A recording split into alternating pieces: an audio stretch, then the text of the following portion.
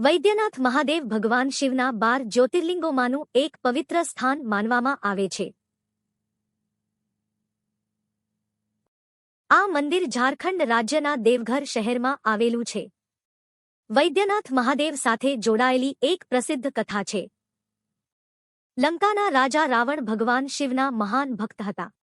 તેમણે ભગવાન શિવને પ્રસન્ન કરવા માટે ઘોર તપસ્યા કરી. રાવણે પોતાની ભક્તિ દર્શાવવા માટે એક પછી એક પોતાનું માથું અર્પણ કરવાનું શરૂ કર્યું. જ્યારે 10મું માથું અર્પણ કરવાનો સમય આવ્યો, ત્યારે ભગવાન શિવ તેની ભક્તિથી ખૂબ પ્રસન્ન થયા અને પ્રગટ થયા. ભગવાન શિવએ રાવણના બધા માથા ફરીથી જોડીને તેને જીવિત કર્યો. કારણ કે શિવે રાવણને વૈદ્ય, ડોક્ટર ની જેમ સારવાર કરીને જીવિત કર્યો હતો, તેથી તેમને વૈદ્યનાથ કહેવાયા. ત્યારબાદ રાવણે ભગવાન શિવને લંકામાં લઈ જવાની વિનંતી કરી.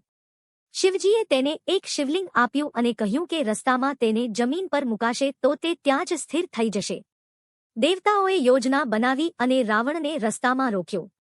ત્યારે શિવલિંગ દેવઘરમાં જમીન પર મુકાયું અને ત્યાં જ સ્થિર થઈ ગયું.